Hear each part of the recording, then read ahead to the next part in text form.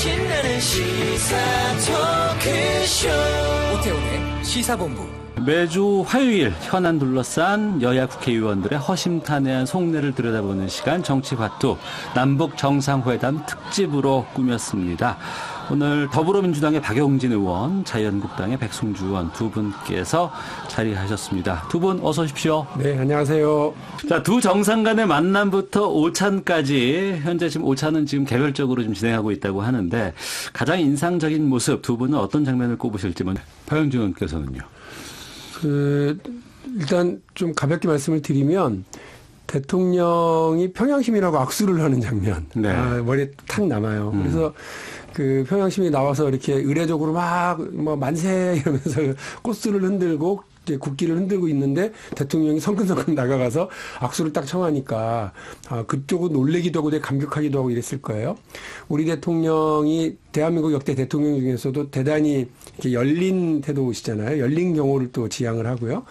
국민들하고 마주쳐가지고 이른바 셀카 스스럼 없이 찍는 대통령으로도 유명하신데 거기 가서도 그렇게 소탈하게 하시는데 아마 평양 시민들한테 나중에 두고두고 인구에 회자되는 그런 모습이 아닐까 생각이 들고요. 네. 어느덧 18년이네요. 우리 백승주 의원님이 말씀하신 2000년 6월 달에 그 평양 순환공원의 모습 18년이 지난 오늘을 보면서 저 그 생각했습니다. 저기 나와 있는 저 순환공원에 나와 있는 저 병사들 이제 의장대 사열하려고 이제 딱 대기하고 있었던 그 병사들의 나이가 이제 20몇 살일 텐데 네. 아마 5살, 6살 때 남쪽 대통령이 처음 평양에 온 걸 봤었을 거예요. 뭔지도 모르고. 그리고 이제 자기들이 장성해서 저 자리에 다시 가 있는 그들을 만나러 또 우리 대통령이 간 겁니다. 네. 그리고 그 이른바 주적, 적군의 이 군대가 우리 대통령에게 사열을 하고 대통령 각하 이렇게 배웅 나왔습니다. 이게 딱 하는 걸 보면서 이번 정상회담에서 물론 중요한 건 북핵 문제입니다. 네. 여기에도 우리가 어떤 중재자의 역할, 비핵화와 관련해서 풀어낼 수 있는 것들에 대한 단초를 마련하고 되게 중요하다고 보고요. 그러나 우리들에게 중요한 건 전쟁의 위험, 군사적 충돌 위기가 사라질 수 있는 중대한 결단과 결정들이 이번에 이루어졌으면 좋겠고요. 그걸 통해서 한반도의 항구적 평화가 이루어져서 더 이상 우리 젊은이들끼리 싸우지 않고 우리 양측 국민들이 피 흘리지 않는 그런 한반도가 되길 기대해 봅니다. 두 정상 간의 만남 당시에 이제 민주당 쪽의 풍경도 보니까 상당히 뭐 감격적인 그런 장면들 많이 좀 보이는 것 같은데 감회도 좀 남다르실 것 같아요. 그렇죠. 민주당은 김대중 대통령 그리고 2007년에 노무현 대통령 그리고 이번에 그 문재인 대통령 이렇게 세 차례나 평양을 방문하는 역대 대통령을 저희 민주당에서 배출을 했다. 이 의미와 함께 한반도 평화의 길을 지속적으로 지난 18년간 지속적으로 닦아온 정당이라고 하는 느낌이 있는 겁니다. 그런데요, 특히나 문재인 대통령은 고등학교 동문들보다도 더 자주 남북 정상들이 만나는. 저는 친구들 1년에 한 번이나 만날까 하는데 벌써 올해만 3차례나 지금 두 정상이 만나잖아요. 이게 보통 일이 아닌데 이 일이 너무 힘들고 어려운 과정인 거예요. 생각해 보십시오. 지난 겨울에 이제서야 나타납니다만 전쟁 직전이었다는 거 아닙니까?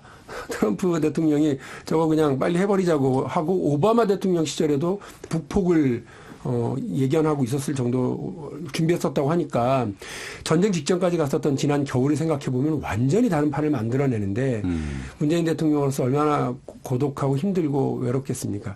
그래서 제가 자유한국당한테 부탁드리는 거예요. 그러니까 발목 잡을 건 좀 잡으시더라도 이런 문제와 관련해서는 사실 국방과 외교, 안보, 통일 문제에 있어서는 여야가 없는데 우리도 여당도 조금 더 열고 더 많이 의논하고 야당에게 손을 많이 내밀 테니까 야당에서도 이런 문제는 좀 이렇게 도와주시고 힘을 모아주신다면 아마 지금의 약간 이렇게 삐긋삐긋하잖아요. 북미 간의 관계는 그런 문제까지 우리가 잘 주도적으로 풀어나가서 한반도 비핵화에 큰 역할을 할 수 있지 않을까 싶습니다.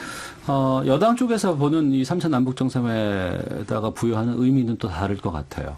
아무래도 김성태 원내대표하고 많이 다르죠. 김성태 원내대표가 그런 말씀 하셨다는 얘기를 듣고 차라리 이렇게 얘기하는 게 맞지 않나요? 유은혜 교육부총리 후보 관련해서 불만 많은데 일단 그 문제는 잊어라. 잊고 있어라. 우리가 알아서 처리할게. 대신 대통령은 정상회담 집중해서 좋은 성과 거둬와라. 이렇게 얘기해야 국민들한테는 야당도 박수 받을 텐데 김성태 원내대표가 지금 홍준표 전 대표 돌아온 걸 너무 의식해서 그런지 자꾸 이제 말씀의 수준이 자꾸 이렇게 그 국민들에게 공감하기 어렵게 하시는 걸 좀 답답하게 생각을 하고요. 이번이 그렇죠. 이렇게 3차 남북 정상회담 문재인 정부에 들어와서만 세 번째고요. 또 평양에서도 세 번째 이런 의미를 지니고 있는데 돌이켜보면 각각이 다 의미가 있어요. 의미가 다 있는데 다 어려울 때 갔어요. 아주 어려울 때. 그러니까 6.15 정상회담 2000년, 18년 전에 있었던 정상회담도 여러분 기억하시겠습니다만 그 정상회담 있기 전에 네. 남북 간에 서해 교전이 있었습니다. 그래서 1차 서해 교전이라고 우리가 흔히들 얘기하는데 그때 거의 북한 군대로 완전 박살을 냈죠. 그래서 북으로서는 그걸 치욕으로 지금까지 생각하고 있다고 하던데요. 그러고 나서 이 정상회담이 추진이 된 거니까 남북 간의 이 긴장도 만만치 않은 시점이었습니다. 네. 2007년은 2006년도 1차 핵실험 이후에 살벌한 때 또 있었습니다. 그리고 이번 아까 전에 말씀드렸습니다만 이번 정상회담도 1차, 2차 판문점에서 정상회담도 마찬가지였습니다만 북미 관계가 잘 풀릴 듯 하면서 또 한 번의 고비에 지금 걸려있는 때 양쪽이 다 수석 협상가 역할을 좀 해주세요라고 부탁을 하고 한반도 운전자를 스스로 자임했습니다만 어려운 지금 역할을 맡아서 간 거거든요. 저렇게 환영을 받고 박수를 받고 온갖 전 세계 스포트라이트를 다 받고 있습니다만 백승주 의원님이 말씀하신 것처럼 문재인 대통령의 머릿속은 정말 복잡하고 걱정도 어마어마하게 많을 거고요. 성과를 내지 못하면 큰일이라고 하는 생각 위에서 좀 그 3차 정상회담의 자리에 있는 거거든요. 네. 남쪽의 일은 좀 잊으셔도 좋습니다. 저희가 다 알아서 할 테니까. 이번 남북 정상회담에 수행하는 공식 수행원단 또 특별 수행원단에 재계 인사가 17명이 포함되어 있습니다. 이재용 삼성그룹 부회장 또 포함해서 국내 4대 그룹 경영인 또 중소기업 대표 또 양대 노총 대표 등 굵직한 정계 관련 인사들 총 망라되어 있는데 여기에 대해서 두 분의 또 여러 가지 입장들, 생각들이 있으실 것 같아요. 박영진 의원께서 먼저 말씀해 주시죠.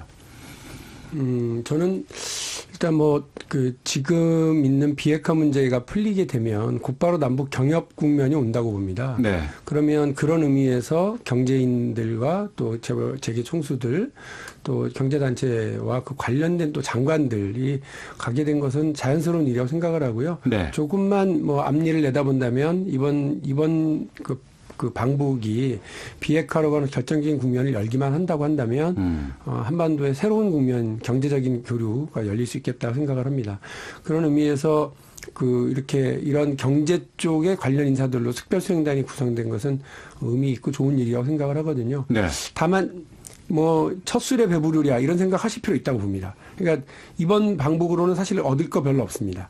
왜냐하면 핵 문제가 제일 중요한 의제고요. 그다음에 그 한반도의 남북 간의 긴장 완화, 군사적 긴장 완화 이 부분이 또 중요한 의제이지 지금 무슨 경제 문제를 가지고 한다고는 쉽지 않습니다.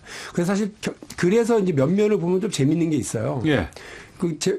재계 총수들은 같습니다만 사실은 총수들은 그냥 안면을 트는 정도일 거예요, 이번에.